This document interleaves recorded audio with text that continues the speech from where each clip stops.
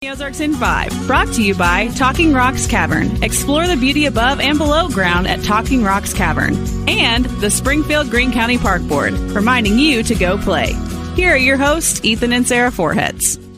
Hey, good Friday morning to you. Glad to be with you. Glad you're joining us. Glad it's Friday. Glad about all those things. So let's get started with a little news. All right, a traffic stop turned into a large drug bust in Lake Ozark. A man was stopped, and during a search of his car, deputies found about 150 capsules of the very dangerous drug fentanyl. The 41-year-old man from Four Seasons is now charged with drug trafficking. Last year alone, there were 75,000 overdose deaths in the U.S. from synthetic opioids, most of them fentanyl. Just 2 milligrams of fentanyl can be deadly to people. Missouri schools are hoping to rebound to where they were before the COVID setback, but they are not there yet. For testing from the state-mandated exams, the preliminary report card shows in third grade, 58% of students in reading and 59% of students in math were 1 or more years behind where they should be. Missouri certainly not the only state, though, dealing with the fallout from COVID. Other states reporting similar stories. The positive, though, for Missouri, the report showed that compared to the 21-22 school year, Missouri students recorded slight increases in reading, except for in grades 6 and 7. Okay. The fight over whether a development can go in at the corner of National and Sunshine, we've told you about this for months now. It's on hold until at least October 2nd. That's when a new judge will take over this case. Previous judge retired, and then 2 other judges recused themselves over conflicts of interest related to this. Some residents of the University Heights neighborhood are trying to block the development located at the northwest corner of Sunshine and National. That proposed development would raise some houses there. They've already raised some houses that they bought, and would build an apartment building with retail and restaurant space on the bottom floor. So it's in court, but the court case is delayed a little bit because of the judge thing. October 2nd, you said? That's the earliest. Yeah. Okay. As students get moved in at Missouri State University, that's just happening this week. It's a very first for a lot more of them this year. Freshman enrollment at MSU is up about 23%, which equates to nearly 500 extra freshmen on campus. Of course, it's been a busy week at college campuses locally. Today is move-in day over at Drury and Evangel universities as well. So lots of activity around campuses. Yes, I have friends who've been moving their children back into school. So, wow, it's exciting. Yeah. There we go.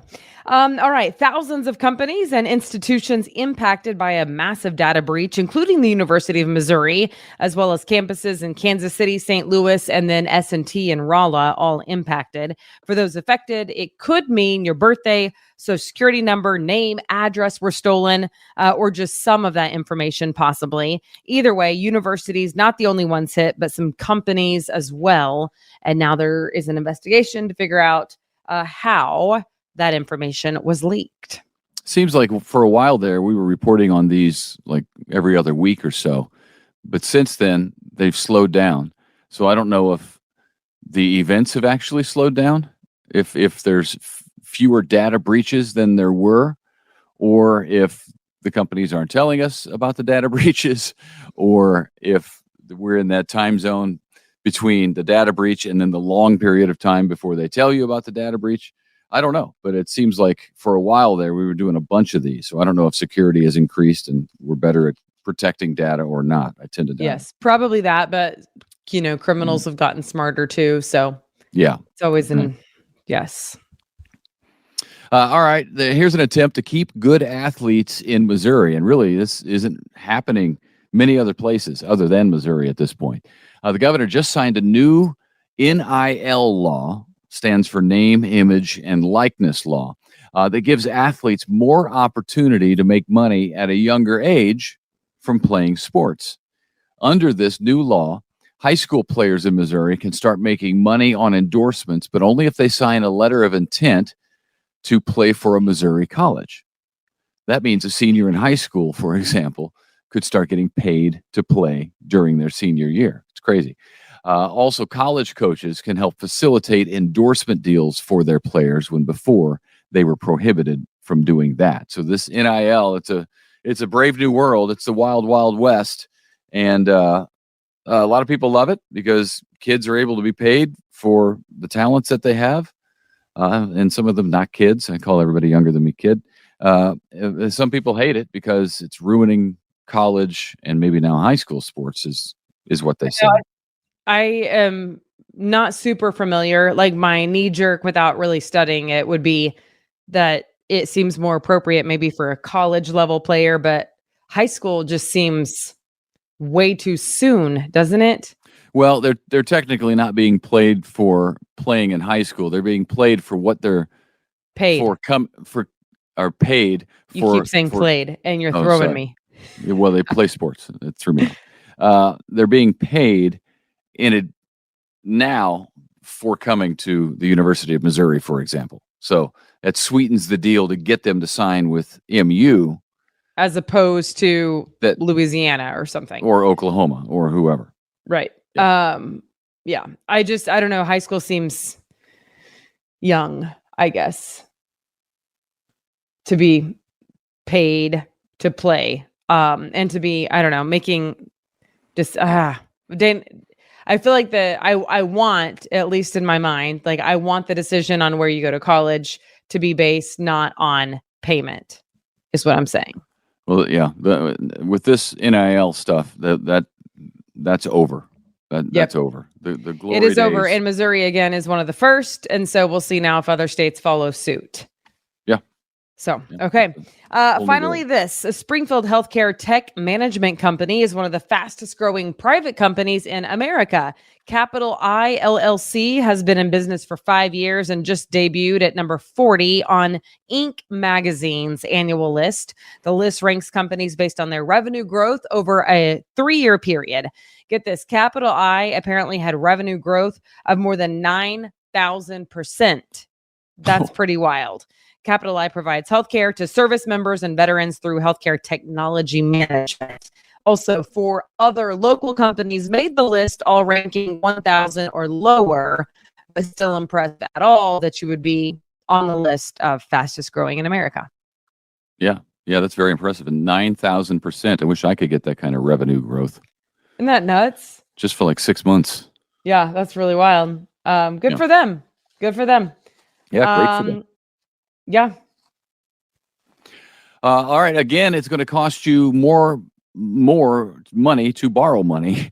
The average rate on a 30-year mortgage is now at its highest level in more than 20 years, more than double what it was just 2 years ago. The average rate on a 30-year home loan is now at 7%, 7.09%. A year ago, the rate averaged 5.13%. It's the result, of course, of several rate hikes by the Federal Reserve over the past couple of years to try to stop inflation, which was out of control and is being tamed a little bit, I think, as a result of this. Tonight from 5:30 to 8:30, you can head downtown and eat at Springfield Brewing Company and have an officer wait on you as your waiter or waitress. Springfield police officers are helping raise money and awareness for Big Brothers Big Sisters of the Ozarks, which, of course, is an organization, very important organization that helps improve the lives of youth in the community. You can go out to eat tonight for a good cause and then have fun with a Springfield police officer. Get to meet them at your table. Also on Saturday from 6 to 9 in the evening, you can head out to the Dickerson Park Zoo and party with the keeper. It's a fun event at the zoo to raise money for it. Admission is $5. Kids, though, 5 and under, will get in for free. You can chat with the zookeepers, enjoy animal encounters, food trucks, a giraffe feeding, a silent auction, and some raffle tickets on Saturday evening at the zoo. Tomorrow night, 6 to 9. That's cool. It's exciting. That'll be fun. That'll be fun. Yeah. Kids you can learn a lot from a zookeeper that you probably would not otherwise learn just from going to observe the animals yourself. Well, yeah. I mean, there's lots of questions that I would have for zookeepers just about the life of a zookeeper and dealing with animals all day, every day. Right. All different kinds of animals, too. Yeah, various animals. Yeah, they range from big, dangerous things to little cute and cuddly things to snakes. I'm not cuddling anything at the zoo. They don't have any Then- dogs to my knowledge, so. Prairie dogs, they're cute. Until they bite your face off. That's true. All right. Well, happy Friday. We made it. Hopefully your week was good. Did it feel kind of long? I felt like it felt kind of long. It was a very long week. Yes. Yeah. Okay. Well, you know what? It's the weekend. So everybody smile. You just have one more day to work and then you're here. So Enjoy thanks it. for joining us. Yes. We'll see you Monday. See ya. It's time for Around the Ozarks Wake Up Weather. Here's your host, Abby Dyer. Hey everyone, happy Friday. We made it. A lot of folks out there getting back to school this week, and we are warming up for back to school. That is for sure. It feels like a summer-like weekend across the Ozarks. That's what I have on deck for you. No rain in the forecast. Not today, not Saturday, not Sunday. So if you're worried about that this weekend, it's just not going to happen. It's really the hot temperatures that take the headlines for us as we get closer to the weekend. Numbers today, not so bad. I have upper 80s in the forecast, but it's going to be sunny and hot for a few days. Still a lot of good pool days, a lot of good lake days in this extended forecast. In fact, maybe a little bit uncomfortable. It's so hot outside. We get this big summertime ridge to build back in. It's a pretty nice weather setup, what we have for today. Low relative humidity. That's why we've been able to enjoy these nice cool mornings. Get out early in the morning, late in the evening if you can, if you want to get outside, because the relative humidity is not so bad yet, but it builds back in as we head through the weekend forecast. Today, I told you, I think we'll be in the 80s, about 87 for Springfield today. Some will hit the 90s today, just about 90 degrees. We step it up tomorrow, and then we step it up again on Sunday. And by Sunday, there could be a few folks out there that get close to 100. So we are not done with those hot temperatures just yet. No rain in this forecast. I mentioned that. I know many of you are still wanting some. We still have some of those drought conditions showing up, especially in many of our northern counties.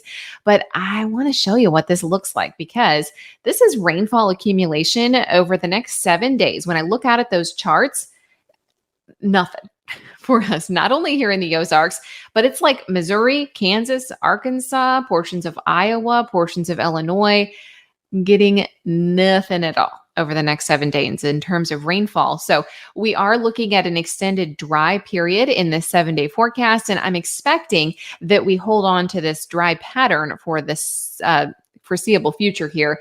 Don't expect a whole lot in the rain department.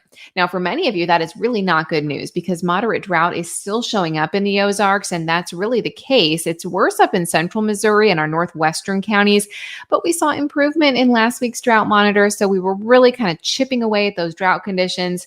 I think the coming week is going to set us back, and we'll see no change to maybe a little bit worse conditions by this time next week, with no rain in my forecast for the next 7 days. Nice, though, to get outdoors if you want to be enjoying some of those summer-like activities.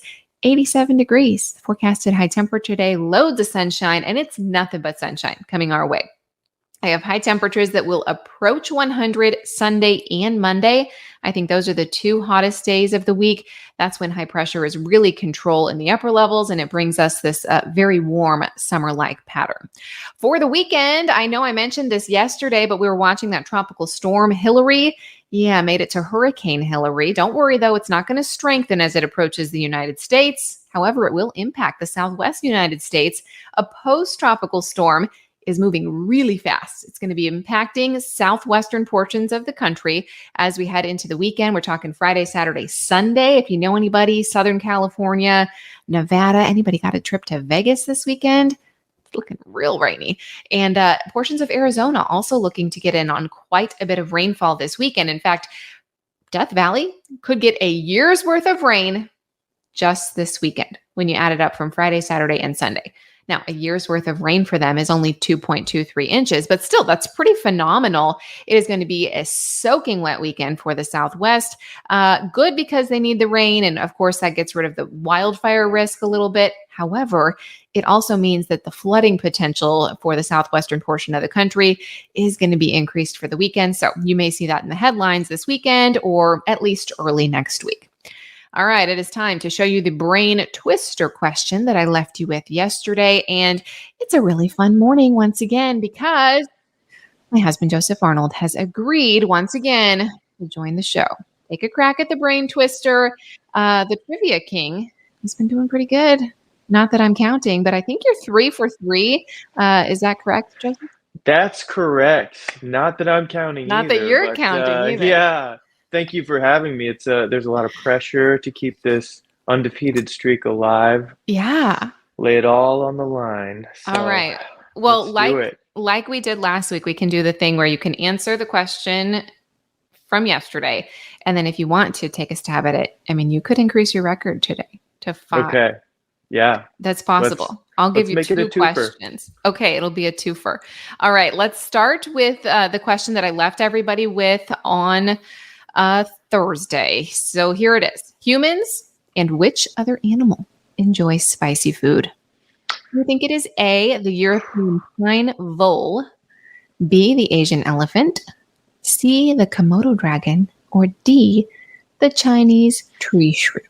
Oh, man. I always like to try to reason through these, even though if you don't know it, there's not really any reasoning Yeah. Do you know to be it? done. I don't know it. Okay. I don't know it, but I have a guess. Okay. I feel like voles and dragons and shrews are all very spicy animals, but Uh-huh. they kind of have small brains, whereas the Asian elephant is a pretty intelligent animal Oh, and also okay. probably lives in parts of the world where there are peppers and spicy foods, and they can probably enjoy them the way that other intelligent species like us can do. So my guess, based on that loose reasoning, is B, Asian elephant. I am sorry to tell you that Oh, it's not no. the correct answer. I know. Are you Oh, no. regretting coming on the show? Yes. Is there any way we can cancel this? Can we cut this? Sorry. No Oh. takesies, backsies.